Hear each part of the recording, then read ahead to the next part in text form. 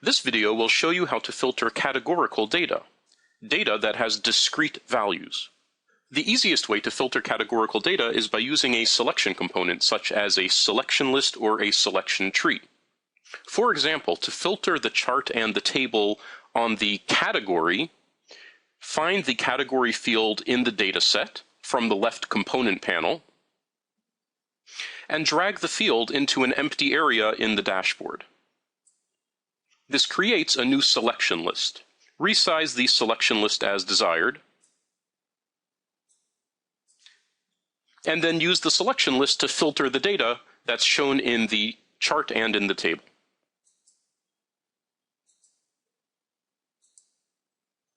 There are a number of different properties that you can set for selection lists. To do this, right-click on the selection list and select Properties. You can decide to show the selection list either in list form, the default, or as a drop-down selector. And you can also choose the order in which the items are displayed. By default, selections that you make in the selection list are submitted immediately. However, if you want the user to submit selections in batch, you can turn off this option, and then the selections will not be submitted until the user presses the green Apply button at the top right corner.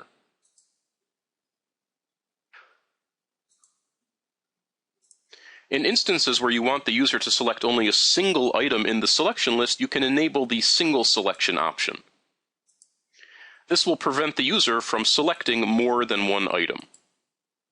Note that in a selection list, by default, the selected item is always moved to the top. To keep the items in their original order, open the Properties dialog box and select either ascending or descending as the fixed order.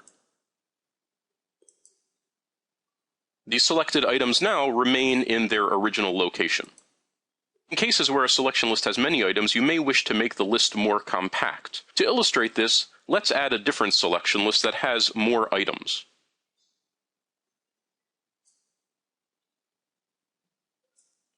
This selection list contains states, and you can see that it has enough items that there is a scroll bar introduced on the right side so that the user can access all of the items. However, it would be desirable in this case to allow the user to select items without scrolling, and this can be achieved by resizing the cell of the selection list. To do this, click on any cell within the selection list, and then move the mouse to the right side of the cell where you'll find a drag handle.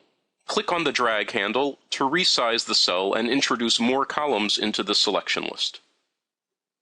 In cases where the data that you want to filter has a hierarchical character, you may prefer to use a selection tree.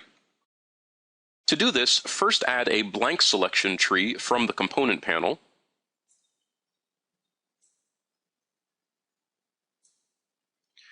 and then drag fields into the blank selection tree in the order that you want them to appear in the tree, from the outer level of the tree to the inner level of the tree. So in this case, if we want the user to be able to filter on category and product name, we would first add the category field into the tree, and then add the name field into the tree.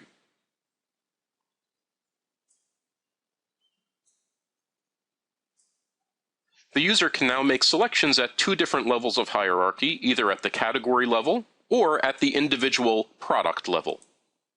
To change the hierarchy in the tree, right-click on the selection tree, select Properties, and then choose the Data tab. This allows you to select the fields that appear in the hierarchy as well as the order of the hierarchy. For both a selection list and a selection tree, you can specify that you want a measure to appear next to the values in the list or the tree. To do this, simply choose the field that you want to be represented next to the values from the Measure menu, and then choose the aggregation method for the measure.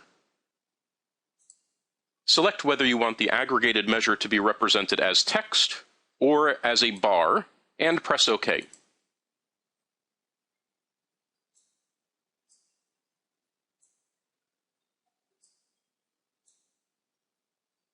The aggregated measure now appears to the right of the values in the selection tree or the selection list. If you do not want to add individual selection components into your dashboard, you can instead use the ad hoc filtering feature. To do this, add a selection container into the dashboard.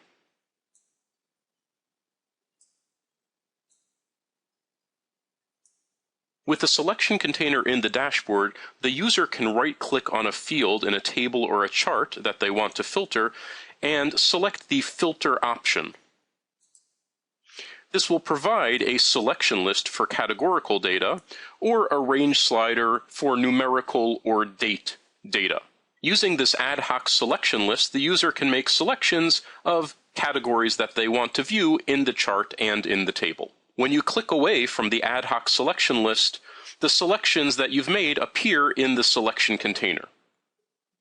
The other approaches to filtering categorical data, using conditions at the dashboard level or at the data worksheet level, are the same as we discussed for date range filtering. We'll review those methods here again. To specify a more advanced filtering condition to filter the data displayed in a particular component, right-click on the component and select Condition. The Condition dialog box allows you to create conditions that can be quite complex.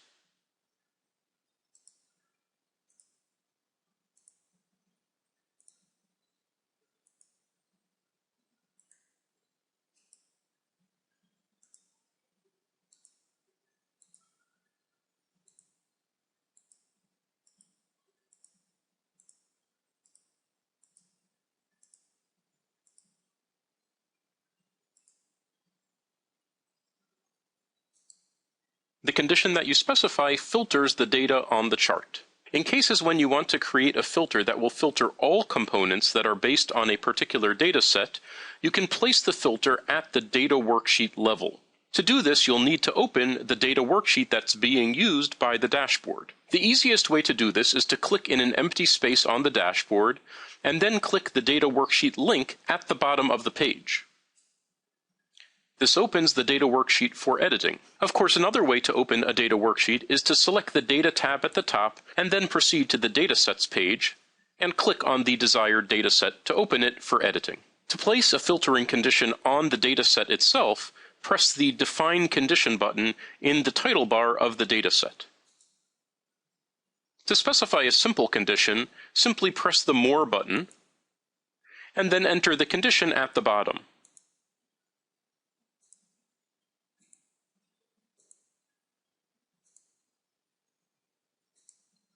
To enter a more sophisticated condition, such as a condition with multiple clauses or a condition that operates on post-aggregate data, select the Advanced Conditions option at the top.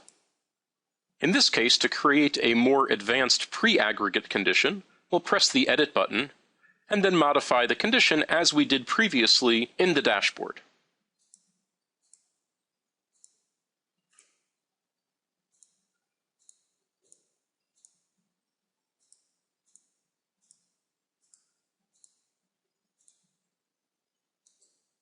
Note that here you can also specify post-aggregate and ranking conditions. Please watch the videos on filtering aggregate data and top-end filtering for more information.